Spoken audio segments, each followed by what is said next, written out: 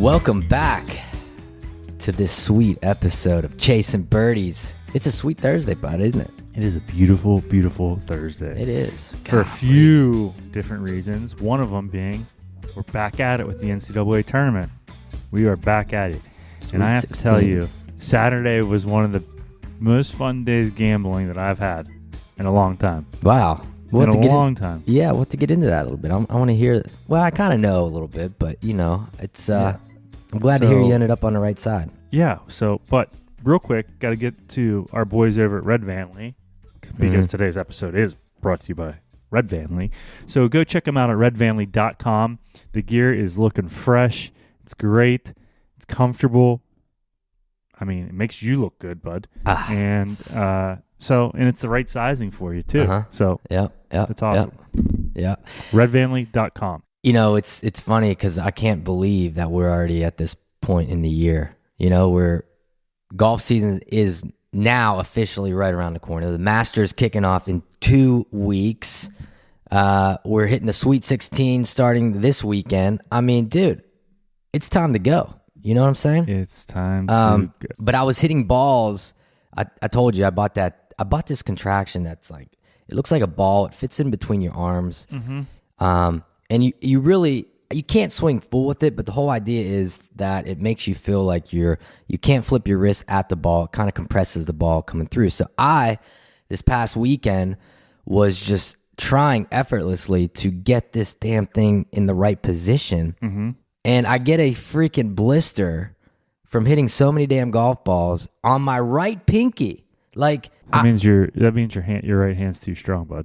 If you're getting blisters like that on your pinkies, your right hand's too strong.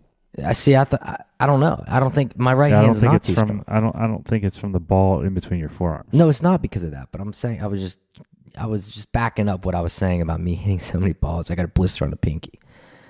I mean, I could see a blister on the middle finger or on the thumb sometimes, but anyways. So you might want to loosen that right hand a little bit. I mean, I'm not a golfing professional, teaching professional, I guess you can say, but that would be my recommendation. Yeah. If I were one.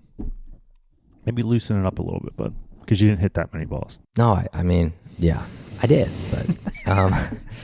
Okay, so let's go back a little bit to last weekend. Yeah, you know, we had the second rounds of the NCAA tournament, and you mentioned how you had a fabulous day on Saturday. Saturday was good. Friday was good, but Saturday was really good. I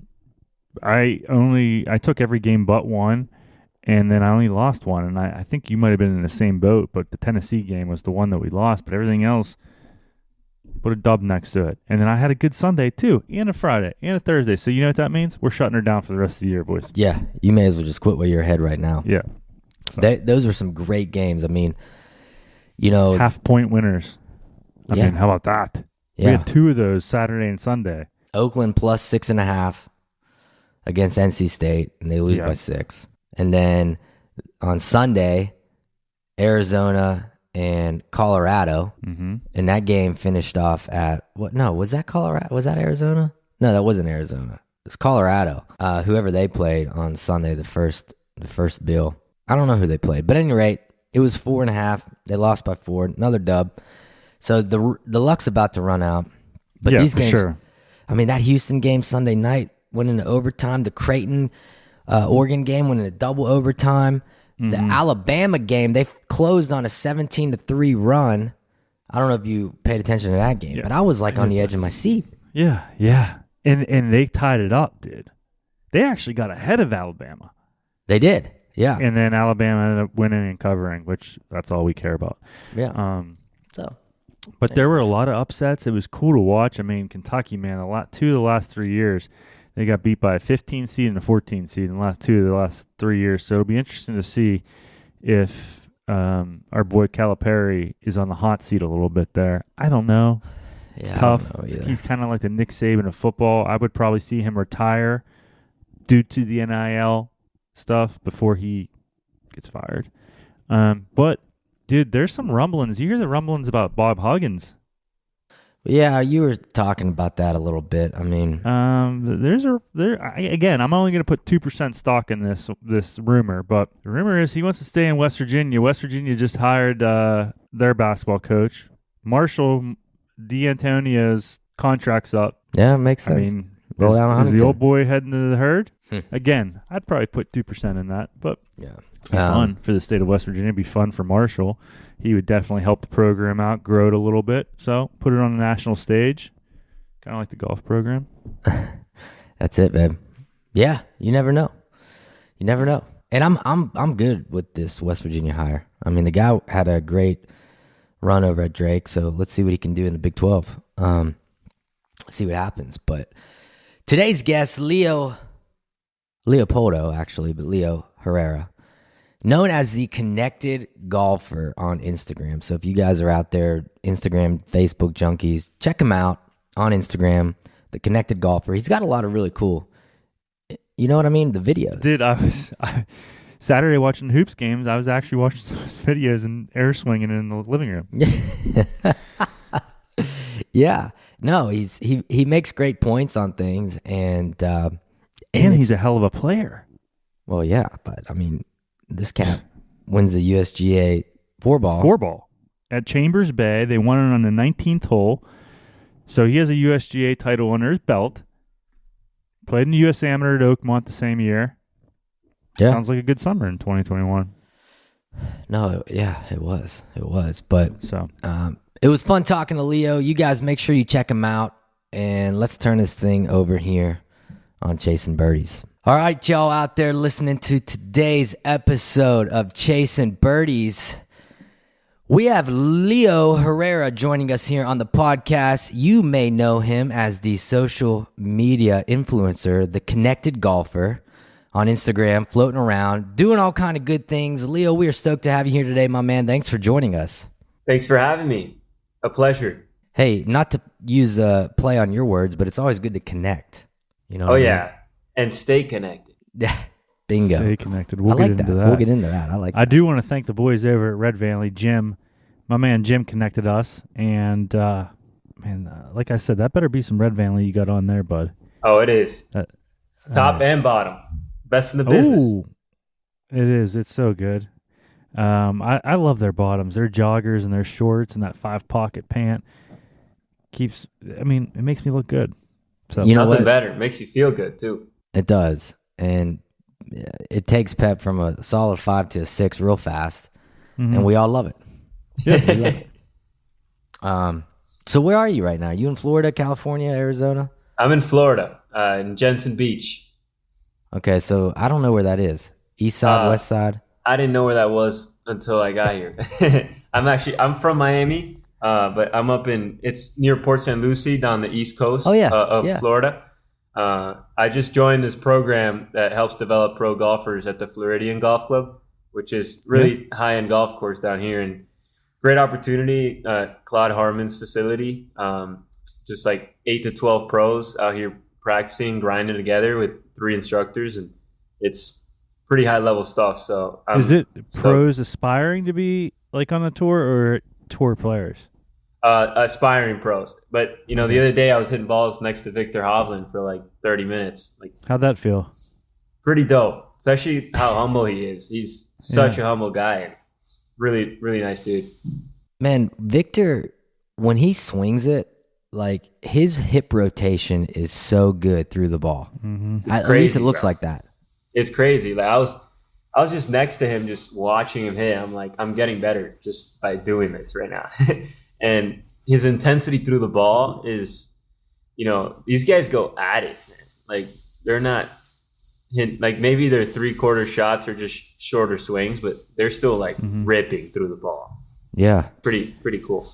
But so you're aspiring to be on the tour and you're teaching golf, right? So I'm an exhibition golfer. I basically see myself going down the route of developing all the skill sets within golf, like playing it at a high level, teaching at a high level, creating content at a high level, creating high level golf experiences, and growing the game while I do it. So that's the lane like I'm kind of pioneering.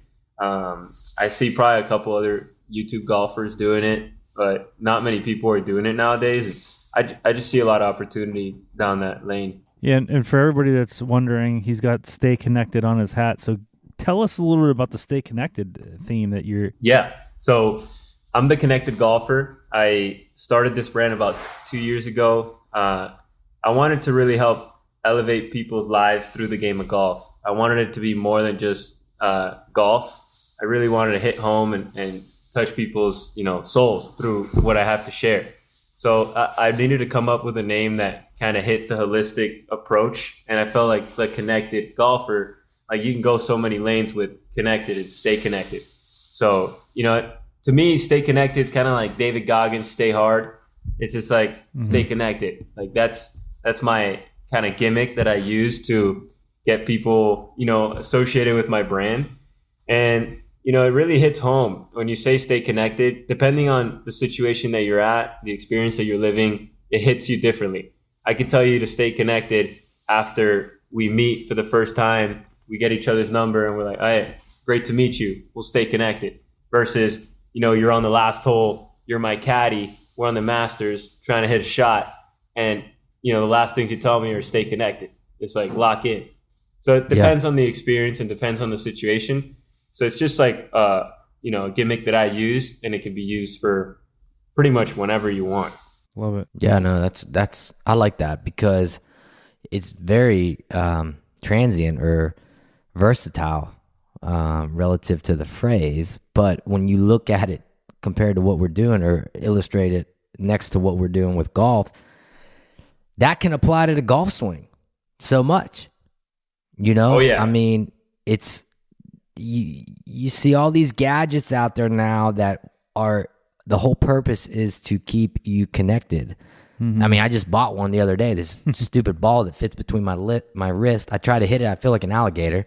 I don't even know if I'm using it right, but it's supposed to keep you kind of, you know what I mean? 100%. And that's definitely like the why I've gone down like the golf tips route as well. Is when I say stay connected, and give a golf tip, it's most of the time when you're connected in your golf swing, you're gonna hit a pretty good shot. My biggest thing is like you got to first stay connected to your breath, so you can stay connected to the moment. So then you can go and hit the shot and give yourself the best chance to succeed. Because golf is so therapeutical. It's what I use as a personal development practice, kind of like my yoga. Yeah. Well, it's funny because and at the time that we're airing this now, this has been, a couple weeks ago, but watching the last round of the Players and, you got Wyndham Clark coming down the stretch, really got a birdie 3 to tie Scheffler. And he's in the middle of 18 fairway with a wedge and he's kind of hitting a high draw. But in that moment, all I'm thinking about is like, how much training has he gone through to stay in the moment mentally, to be able to hit that shot under that much, you can call it pressure, but Bob Rotella would say there's no such thing as pressure. I know, Pep. But the point is, for a guy like him to be able to stay in the moment, deliver a shot, us amateur golfers, what are we going to do? I mean, I guarantee you he was feeling pressure. There was no way. 100%. I think, I was lucky enough to experience something like that at a USGA event. It was my first ever USGA event at Chambers Bay over in Washington. They played the US Open there. And we got all the way through. It's a 4-ball, so it's me and a partner. We got all the way through to the finals, and I wasn't playing good golf before that tournament. We kind of just connected during that week and had a great week. And we're 2 up in the final match with 4 holes to play, and the guy that we're playing up against makes like a 30-footer on 15. We're like, all right, now 1 up, 3 to play. We tie 16, 17. I put it to about like 12 feet. The same guy drains a 30-footer again on 17, and I miss my putt. And we're tied up going at the 18, and I'm like, all right, like this is what we live for, like we're at a USGA event, final hole. It was 18 hole, that final. Was it 18 hole final? For the 4-ball, it was, yeah. Yeah. And, I hit my drive down the right side. The 3 of us hit it in the bunker off the tee, and the same kid that's been making the putts hits it right down the middle, and then he hits driver off the deck to like 20 feet short of the green, but the pin was all the way in the back. He had like 40 yards of green to work with. I had to lay up because we were in the bunker. My partner laid up, and the other guy was out of it. So I hit my shot to about, I would say like 18 feet. My partner hits it to about like 30 feet on the same line. And, we're getting ready to just, reading the putt. And the kid that's just short of the green hits his chip shot, runs across the entire green and hits the center of the flagstick, 360 lips out to like 6 inches. And I was just like, it was very easy for me to go in that moment and be like, what the heck is going on? Like, that's crazy. But for some reason, I saw it as an opportunity. And I was like, all right, like, this is my opportunity now to make this putt and to extend this match. And my partner missed the putt, but he gave me a line. And I remember just being over that putt or getting ready to hit the putt, and I was shaking. I was super nervous. But I was like, you know what? Don't even think about it. Just surrender to what you've practiced, the process that you've stayed connected to. And, I took one look, hit the putt, and made it. And it was one of those moments I'm never going to forget in my life. And we ended up winning on the next hole with a birdie because the guy missed a 4-footer for birdie to extend. So just like as high level pressure as you can get, I'm extremely grateful to have even experienced that. So you won the USGA 4-ball amateur at Chambers Bay. When you win that, what came with it? Did you get into the USAM? Yeah, I got into USAM at Oakmont, and that was about backyard. it. Oh, really? That's dope. That's not too bad of a backyard. Yeah, it's not bad. I love that. Not place. really. I'm not my backyard. I mean, it's like 45 minutes. But it's in our backyard, so to speak, in Pittsburgh type thing. Yeah. I feel you. But he's what a got special Yak in place his backyard, is. though. Yeah, but like, can you? Sorry, Leo. What a special place Oakmont is, though, huh? Oh, it was unreal. The greens there are crazy. So my fast. God. So did you play at Oakmont then in the USAM? Yeah, I did play at Oakmont. I mean, what do you think? You just came and spectated? Yes, he played. I kind of figured that was the case, but so how'd that pan? There's no stupid questions. No. Well, from winning the US 4-ball, I got into the USAM, but I didn't play too well in the AM. I didn't make it a match play, but it was definitely an experience to remember. It was sick. Yeah. No, that's an awesome story though. Pep, I think you and I should try to get into a 4-ball event, USGA, bud. We've been saying this for how long then? Like, what I don't understand is the 4-ball qualifier is always in the fall. Like, I mean, I could be on a heater then, you know what I mean? And then I got to wait 6 months so I can go out and be average again. Yeah. Like, I don't like that. It is very far apart. Like, at the U.S. Amateur, you got qualifiers in let's just say July, and it happens in 3 weeks. Yeah, as it should. Yeah. Right. So that's not the reason why we haven't done it. We just haven't signed up. Yeah, we just haven't done it. So right now in your life, you are more in the developmental side of things with golfers. So a little bit about that. I mean, competition wise, I just feel like someone's either has it or they don't. You know what I mean? Like, I get it. You could sit out there and grind for 9 hours a day, 5 days a week, and get really good at certain things, putting, chipping, blah, blah, blah. But at the end of the day, when it comes down to teeing it up in an event, in the race, I feel like I don't know. But what's your take on that? Yeah, I totally believe some people just like have it and some people just don't have it. And some people will kind of always be fighting up against the grain. And some, I guess, are just a little bit more talented and fortunate than others. It's just kind of the reality of how it is. Like, I got to play golf with John Daly, who's the guy who literally has the most talent in the game of golf. His short game is out of this world. It's crazy. Yeah. He's just so talented, but it doesn't really like he puts in time, obviously, but not as much time as like a Tiger or any of these other pros are putting in. But he can go out there and just win.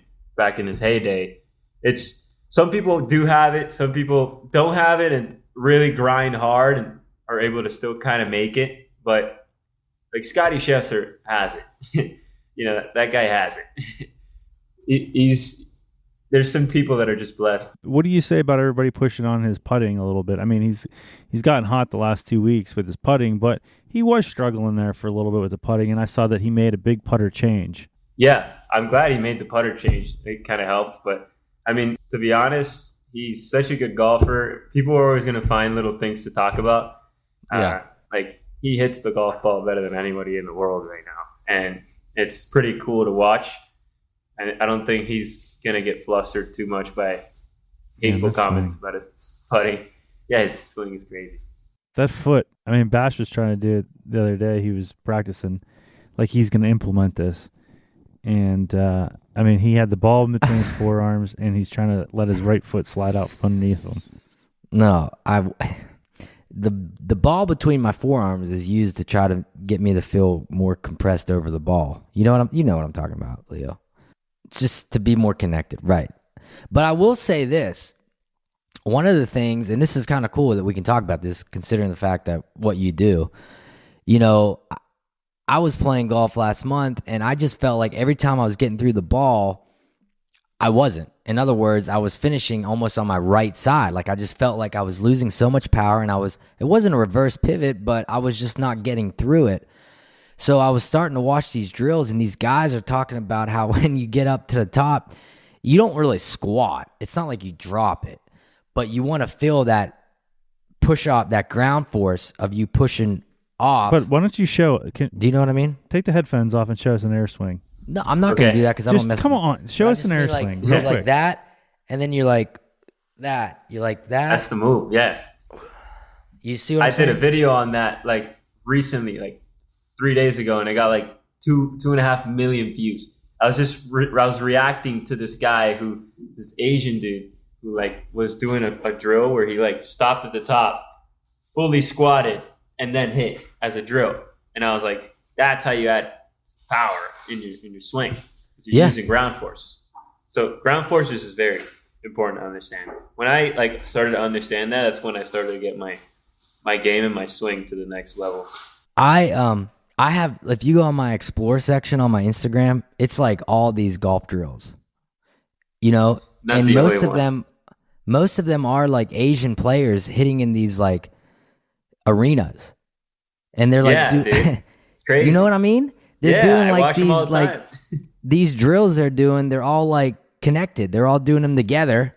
It looks like they're dancers, but they're doing these damn drills, and I'm like, I'm kind of drinking the Kool-Aid a little bit. Yeah. They're very smart. So, anyways, but Scotty Scheffler's putter, I'm making a switch. These guys are all going to mallets. I have a mallet.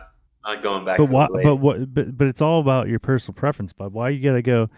Because everyone else is doing it, you're gonna do it? Well, no. Here's why. That's basically what you just said, though.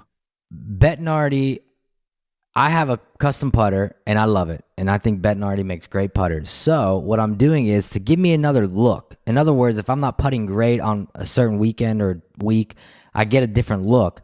So I'm getting Bettinardi's going to hook it up with the mallet style for me a little bit. Potato masher.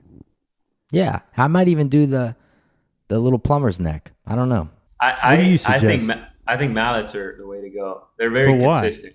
I think they're really consistent. It's easier for me to roll a mallet than it is a blade. I feel more control in the face because it's bigger. You feel more connected. Yeah, basically. There it is. But you actually feel like you have more control. Yeah. I feel like it kind of like strokes itself in a way because I can feel more of the head. Mm-hmm. Yeah, so you feel it. You actually feel it in your hands. Yeah. I feel the pendulum more. But I mean, honestly. No, and I don't disagree. I mean, you with won a USGA championship. We don't even try to qualify, so we'll probably listen to you. Yeah, but it's the way to go in my opinion. Because I think blades are so inconsistent. I had blades growing up, and it was tough for me to get like really consistent with it. But Tiger had a blade his whole life, so what am I to say? Well, that's a different story. I mean, Matsuyama still uses a blade, but all the other guys, McIlroy, Scheffler, Zalatoris, Schauffele. Yeah, they're all. Yeah. Yeah, but there's a reason. I think the lab golf putter should be banned, in my opinion. What is it? They're too the Lab golf putters. Yeah. I think they're too good. Like I see Will's Outdoors putting with it, and I'm like I've putted with that putter, and it's like, dude, you can't Like the miss fact with that putter. guy can actually putt with it and Means- hit it in the center of the face. I mean, my Yeah. man, I've never seen somebody heel and toe so many putts on the PGA Tour. Like literally from 2 feet, you didn't know if he was going to make it. Yeah, it was crazy. Not cool. It's funny now with all the golf thing. We've talked about this so much. You know, Pep's been on this kick lately of Anthony Kim having this resurgence, and he thinks the PGA Tour whiffed on not taking a strike at him. Oh, time out. Mm-hmm. Let me defend myself here. Mm-hmm. Connected golfer, hear me out on this. This is where I'm coming from, and you can mediate this argument here. My whole thing is, listen, first off, I'm excited Anthony Kim is back. Second off, I think the PGA Tour missed an opportunity to have something exciting, an exciting storyline to talk about. Do I think he's going to win? I don't know. Probably not. But I'll tell you what, the PGA Tour, if it wasn't for Scheffler for 2 weeks in a row, it was pretty piss poor for how many weeks in a row, the entertainment value. Doesn't So surprise me, though. But my whole thing is, why not just get him and let there be some attention on the PGA Tour instead of let him go to live? Well, listen, my dude played 6 tournament rounds. On a 6th tournament round, he shot 65. And he hasn't even been fitted for golf clubs yet. Yeah. I mean, So to the PGA Tour conversation, like, it doesn't surprise me. I don't feel like the PGA Tour does that good of a job of, like, on the entertainment side of things. And also just covering, like, the stories. For example, I'm friends with Nick Dunlap. He won the American Express PGA Tour event. He's my age. I think he's actually a year younger than me. And it's like, I would have covered his story, like, a lot more. This kid's an amateur golfer straight out of college. Yeah. Wins his, like, pretty sure it was his first PGA Tour event. It's like, dude, like, what are we doing? yeah, come on. It's Nick Dunlap, and it's an amateur golfer that just won his first, amateur event. It's like, why not capitalize on that kind of stuff and make it exciting? And it's if you're not going to do exciting things within your organization, you're going to be left behind. I mean, am I going to watch the CW? No. Like, we talk about this all the time. I'm not going to watch Anthony Kim on the CW. I'm just not going to. I just don't want to. But I am paying attention to him on the internet. I'm looking up how he's doing, etc. So, I don't know. It's just a little infuriating that the PGA Tour is so, like, I feel like the PGA Tour is still so khakis and white shirt. Well, You know what I mean? It's an old traditional, like, monopoly is what it is. Like, they've been around the game, and they've been the only ones to kind of, like, start everything.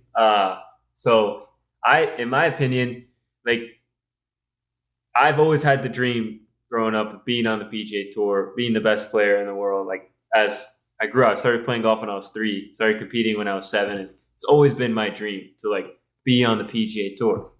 But, like, as I evolved, as I matured, as I, like, just took a step back and realized what I really wanted, I just want to play against the best players in the world for a lot of money in front of a lot of people.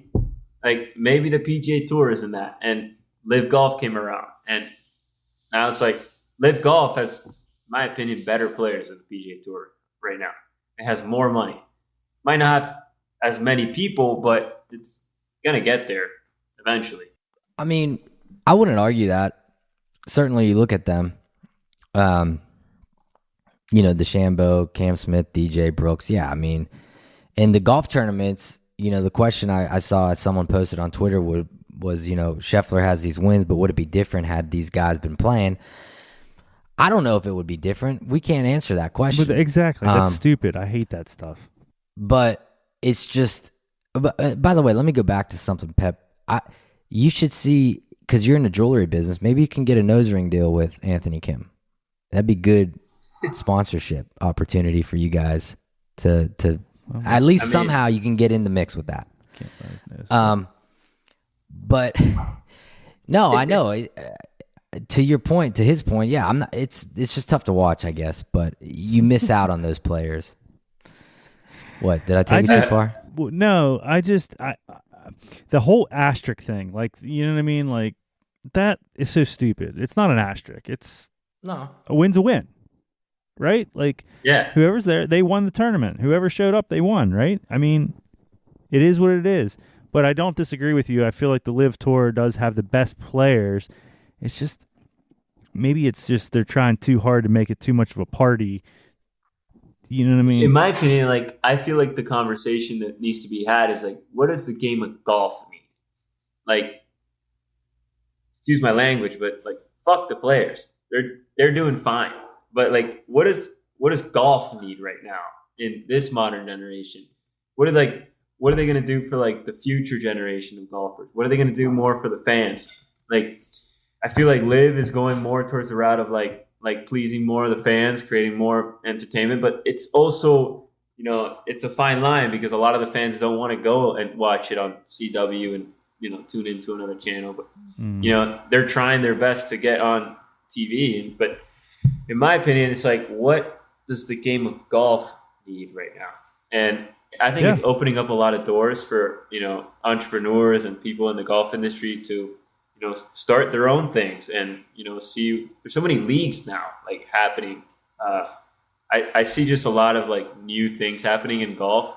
I think Live kind of sparked that for the game. So that's what I'm grateful for about Live. What would really be cool is if there was some interleague competition to where Like a mini Ryder Cup. you take 6 of the guys on this side, 6 on this one, and that's the weekend premiere event, watching these 12 yo-yos just bang it away and see who comes out ahead. I mean, you talk about creating entertainment factor, that would blow the ratings out for everybody because everybody would tune in. I mean, who wouldn't? You know what I mean? Yeah. So creating something like that. Like the Jake Paul, Mike Tyson fight. Yeah, that's Right. Like that's What do you crazy think like that's that? even happening. I mean, Mike Tyson's going to kick his ass, but whatever. I'm really intrigued to see this fight. 'Cause I think Jake Paul's a good fighter, but yeah, it's Mike Tyson. He's just old. Yeah. Yeah, but I mean, still, that's my man. He's got brass balls. I'll tell you that much. Jake Paul, I mean, you know, and he's, yeah. But, you know, getting back to that discussion, I mean, what are these guys playing for? Like you said, they're all paid up. They're all paid up. There's no like, and I know they're playing great courses, but there's no, I don't know what the word I'm looking for. It's like, what are you playing for? Now, granted, some of them get to play in the majors, but at the end of the day, do they even care? I don't know. But I don't know. I guess the legacy aspect of it needs to be rebuilt. That's what I mean, legacy. But I think like when it goes back to it, like, and I believe this is like where Liv kind of like wants to go with all the team things. I think their legacy is that they want to help like grow the game and create more of a camaraderie for the game in terms of like that team atmosphere where maybe like in soccer you have Barcelona, but you also have like the sub team for Barcelona. And it's like, it's kind of like a Corn Ferry tour, but it's still like a team. Because, you know, the pro life is difficult, man. You're traveling to like random places, playing Monday qualifier. I just signed up for like every Monday qualifier and stuff to play. I'm going to be traveling everywhere and playing these. And it's expensive. Tournaments. Oh, dude, I'm spending a lot of money this year just like playing pro golf. And thankfully, like I have a sponsor that's helping me out. But if I did it, I just wouldn't be doing this. Period. Yeah. Like, Right. it's like a lot of money. It's crazy. Well, good luck. We'll have to check you out. I mean, Thank you. Yeah. at the end of the day, it's a good experience. Oh, it's amazing. Like being able to compete and be on the grind and do it is awesome. Yeah, you're chasing, bud. Yeah. Yeah, it's great. So, like you creating content, That's what we need to talk about because we need to know how to do this, bud. because Pep, you know, he and I sit here and we try to like, okay, what are we going to put out on Instagram or whatever? We'll be at the freaking golf course and be like, hey, we got to get some content. All right, what do you want to do? Well, here, take a picture of me smoking a cigar. This is number 13. So we'll take a picture of him and it's like, oh, we're having a great time on the golf course. Here's number 13 cigar. But that shit, you know, like we're not good at it. And you're on the course, you're looking real professional. You're like, hey, you got your points. You're like, if you want to hit your long irons better, swing slower, stay connected. Are you shooting all this stuff? You got a crew? What's going on? So for me, it's just I find someone to film me, whether it's my dad, my mom, my girlfriend, my brother, and I basically have the whole strategy already in my mind as how I want to do the videos and what I want to talk about. And I put together the videos. I don't edit it. I outsource the editing, and then I get it and I post it. I kind of run all of that myself. So how quickly does that turn for you? Like whenever you send that video off, how long does it take for you to get it back? Like 3 days. Depends. Like what I do is I'll send them 30 videos at once. And I'm like, for the next month, send me all these back. And most of the time it takes like 40 days for them to give me all the videos back. And I hired somebody in the beginning to help me like get started. This person filmed everything for me, told me what to say, posted it, edited everything. And after like 4 months, I was like, all right, I get it now. Like I understand like what I need to do. So I like started trying it out myself, and I found a way to outsource the editing, and I started doing it, and it started to get the same traction. And like the beauty about like the tips that I give is I can just repurpose the same content like multiple times. I've posted the same video like multiple of them, like 4 different times, and they'll get the same amount of views. If it's like a viral video, just you post it again because it's like a tip. Like most of the time, people that watch your videos, like 90% of them are not people that follow you if you're on Reels. So don't be like afraid to post the same one if it did well. Yeah. But you do need a strategy content. You need to be able to like understand what will make a video perform. And that's what I've kind of understood over this last year and a half. And I helped my buddy. He's the connected instructor. He's at 20,000 followers organically. I gave him like the formula. I'm like, this is what you should do. Try it. Let's like prove it with you, see if it works. And now we're helping other golf instructors create content and building like an academy of connected instructors and golfers. It's a full-time job to do that. I'm like, if you're not going to do it full time, then why are you even doing it? Yeah, you gotta be more like on top of like your stories, like engaging in your stories. And obviously, once you get into a rhythm with the videos, like it takes 5 hours a month for me to create the content that I need for the whole month. Like I've optimized it to a point where it hasn't taken me that long. Yeah, but is this true to say that there's really no bad content? Yeah, there is all bad content. Okay. Yeah, there's content that just won't go out. Like I can tell right away very easily now. Like I'll tell you, like if you send me a video, I'll tell you whether or not like that video will like have a chance to perform, because you're playing against a robot, the algorithm. Like the algorithm, you need to hook the audience. So like the beginning, like you need to hook them. You got to get them in the door. First 5. That's why my videos start like, this is how you do this, or this is the most common reason why most people don't break 80. And then I say my description in a very concise, simple way, because most people, 95% of people that are watching your content are like significantly dumber than you at what you're talking about, especially if you're trying to give tips. So don't like overcomplicate it and try to give them the whole thing. Just give them like a little bit of like a little nugget, and then stay connected is what I kind of use as a call to action. Yeah. So real quick, since again, for the people listening, USGA champion, 4-ball, my dude took it to the 19th hole, won it with his partner. What's your take? Ryan and I play in a lot of member guests and play some money games with friends and stuff. Reverse sandbagging, because it's really a freaking thing, dude. Yeah. So the whole reverse sandbagging where you say you're a 2 but you don't break 80, like you're hurting yourself. Yeah. A lot of people do that. Yeah, a lot of people do that just because they want to feel better about themselves. I'm like, dude, like, why? Take the shots. Get the shots that you deserve and play a fair game. Why are you like, dude, we're not good. None of us are good. Most people don't do that, though. They'll take their strokes. We know quite a few people that love to be lower than what they actually are. Yeah. And it's just mind-blowing to me. It's an ego thing. It hurts them so much. I'm like, It's but ego. you're 2, and I haven't heard that you broke 80 yet. How does that calculate out? Yeah. So I mean, mean, most people in my club, my dad got me into the game. He stopped playing golf because he was getting sandbagged so much. He was actually a good golfer. He's a legit 4 handicap. But these people would they would have bad rounds and then finish significantly worse just to raise their handicap. And he's like, dude, I hate this.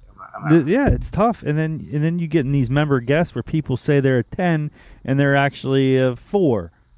I mean, it's just the handicap system sucks. I agree with that. I don't love it. Obviously, as a pro golfer, giving other people shots, I'll give shots, but it's always it makes it somewhat competitive, I guess. But it's a fine line. I don't know. I'm not a huge fan of it. So let me pose this question to you in our little segment here called the Golfer's Dilemma. Because we've all been down this road before. At least I have, and I know Pep has, and I'm sure you have. You get a caddy. You go to a nice golf course and you're assigned to a caddy. Now, generally speaking, the caddy wants to serve a purpose and help you out, but there are those times where the caddy oversteps the boundaries, gives you bad reads. You tell them, I don't want reads, and they still continue to give you reads. They're carrying your bag. They're mixing clubs up. They go to give you your driver. It's Harry's driver over there, and you're like, what the fuck? So my question is for you, I know this probably has happened to you a lot, where the caddy has overstepped boundaries, not been the best caddy. Would that negatively affect your tipping to the caddy, or would you just let it go and tip them as normal? Or would you just say, you know what, fuck it, this guy was a clown. I'm not tipping him like he should be tipped? I would say it definitely probably affects the tipping. I give what I receive, and I receive what I give. So, if you're giving me, something that's below par, I'm going to tip you what I think is what you gave me. So, as far as the tipping wise, that's my take. But I've realized how it shouldn't really affect your game. I feel like a lot of people go into golf with not the right approach. And the first thing that I tell anyone that I work with, with their games, I tell them, before you even step foot on the golf course, you need to understand that there are 3 things that are always going to be tested: patience, humility, and commitment. Golf will rail you with those 3. Your patience is going to be tested at all times. Your commitment is going to be tested at all times. And your humility is going to be tested at all times.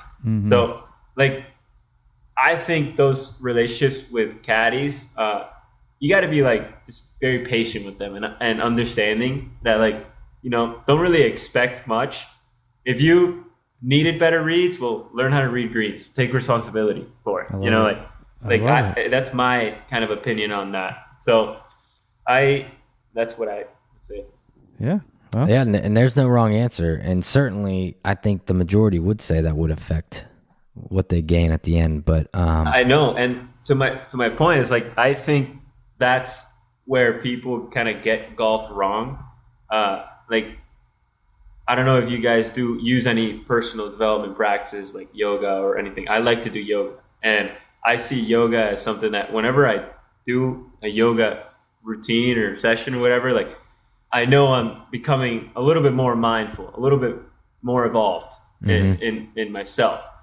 But with golf, people don't really approach it that way, even though it has the potential to do so many good things for you and your health. And I kind of go into the golf course in a state of mind of no judgment. I can't if I'm so tied up to my results, I'm gonna have a terrible time because even as a good golfer, the results aren't gonna be there all the time. And the better you get, the more you expect to get better results. So it's kind of that never-ending cycle. So your ability to stay connected to a process and stay connected to what really matters on the golf course is what's going to help you get better, because you're using golf as a vehicle to become a better individual and better person. So I like that. I love that. That's good. It's true. The expectations. We need to set our expectations a little lower sometimes. So, or don't have any, or don't have any at all. Yeah, Just go have fun. What I say is, like to hit a quality golf shot, to give yourself the best chance to hit a high level shot or the best shot you can hit. And you guys can take this and apply this to the next round of golf and let me know how it goes. Really focus on making sure you see the shot in your mind and feel the shot. And then when you go up to actually hit the shot, don't expect anything at all. Like literally expect nothing.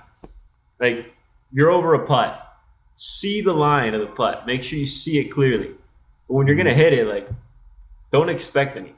Just hit it. Keep your head down. Putt with your ears, like they say, instead of your eyes. Everyone just goes and peeks right away because they're anxious to the result. But, just stroke it. Keep your head down. Yeah. Hear it go in. If it didn't go in, go on. I love it. Yeah. I love it. Take that tip of advice, everybody. Use it. So, with that being said, we're going to turn it over to our last segment called the Tap-In segment. We're going to ask you 4 questions that demand your quick-witted responses, all right? And this segment is brought to you by Bettinardi Golf. Love it. One rule in golf that you would like to see go away. Divot. You can't play out of the divot in the fairway. That's what I was thinking. Yeah. That is ridiculous, actually. What? That you have to play out of a divot. Yeah, I know. That sucks. Go-to shot when you're under the gun. With my driver or my anything. Iron? I mean, your irons. Off the tee. Irons, it's a draw. Driver, it's a cut, like a little low cut. All right. You're in the Zurich Classic. Who's your dream partner? Scotty Scheffler.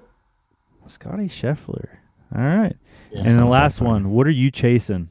I'm not chasing. I'm attracting. Because when you chase, it goes away. When you just let it come, it comes. So I don't like to chase. That's pretty damn good. I like that. Yeah. I like that. When it comes, it comes.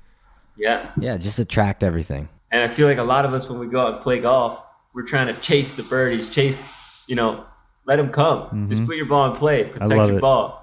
Be smart and stay connected. I love it. Dude, we appreciate your time. Leo, that was awesome, man. And we'll be in touch. We might need your services, both of us, before member guest season. Hey. Yeah. Well, I'm getting ready to launch a membership that'll have a library of series on how to approach the game of golf, how to optimize your practice, how to make a connected swing, all those things. So, if you guys want, definitely check out the membership. It has basically everything you need. And you guys out there, you Instagram junkies, social media, make sure you check Leo out here on the Connected Golfer. It's really cool stuff, man. And honestly, man, I think we should stay connected. I think that's a good idea. Love it. And I think it is Thank too, you guys. Thanks so much. It. The Connected Golfer. I love it. Mm-hmm. It's a good name. He's right about it. It's kind of like the Chasing Birdies Connected Golfer type thing, right? Like there's a little bit of a theme to the title, if you will. But it was interesting to talk to him. I liked getting his outlook on some of what we should do on the course and things like that. Like the routine that he was talking about, I actually am going to try that.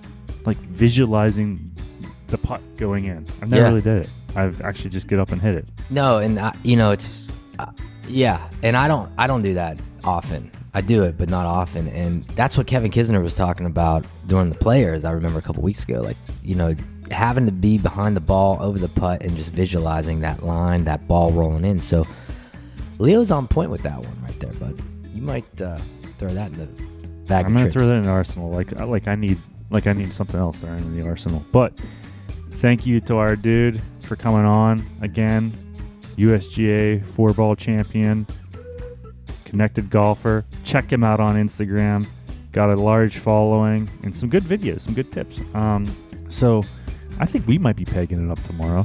Yeah, it looks like could be a good Friday to do that. A good Friday. A good Friday to do you that. Know what I mean there. Mm-hmm. So looking forward to seeing you on the course. Haven't seen you since Pine Needles. We'll MC for you boys. Yep. Not next year. Hey, I got to give a shout out. Chasing Birdies, we did a little sponsorship deal with the Pine Richland boys hockey up there in Pine Richland. And they won the States last weekend. And shout out to my cousin, AJ Verzella, scoring the overtime game-winning goal out there in Philadelphia. So congratulations, Pine Richland boys hockey, man. You guys got the States. Way to rock it out, boys. Yeah, we love it. It kind of reminds me of us back in the day. But it's like full circle, right? We got a banner hanging at the Ice Garden. Mon Valley, I don't know if it's still hanging up, though. Oh, it's got dust everywhere. Dust mites all over it, huh? Yeah, that was it. No, it was fun. Well, that's great. And, Nemacolin, great time of the year. Nemacolin.com. Make sure you check them out. 5-star resort. Got the pools for the kids, for the adults. The new chateau is going to be awesome once they're done with that. The lodge that they finished is out of this world. Falling Rock, you want a butler? You got a butler at Falling Rock. You got a hot tub? You want a hot tub? You got a hot tub. Yeah. So you got 2 championship courses by Pete Dye. What else could you ask for? Sounds like a blast to me. So go to nemacolin.com, check them out, book your stay for the spring, summer, fall. Bring your family, bring your friends, whoever. It's great for all ages. Yeah, come on up, guys. You'll love it. You love it. We guarantee. And the Chasing Birdies 2-man's there too, bud. It is. In July 14th to 16th, which I think we got 38 guys signed up. So we only got spot for 2 more, which there might be sponsors exemptions. I don't know. Yeah, we'll have to carefully dissect that. But Nemacolin is an amazing spot. And, for us, look, we're getting to be a part of what they're doing for the members here in a couple weeks. And, you and I are having a chat with Mr. Lee Trevino, which we are going to bring that episode to y'all here on Chasing Birdies. Yeah. So a lot of good things looking forward to come up on. And, yeah, man. So Lee Trevino, Garrett Green, got some others in the works. So there's a lot happening. And we got some more guests that are pretty big too lined up. So but I'm looking forward to talking to Lee. So yeah, make sure you go over to Chasing_Birdies. Check us out, like it, love it, tap it. ChasingBirdies.com. Tap it, do it. You guys out there listening, thank you so much for your support here on Chasing Birdies. Thank you to Evo and Allie over at Simpler Media for putting this thing together, and always Rachel London, Jacqueline DiPatera. Rachel got engaged. Congratulations. Thank you, girls. To Rachel.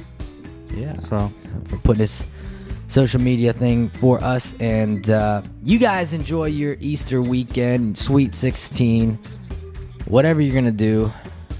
And we'll catch y'all in 2.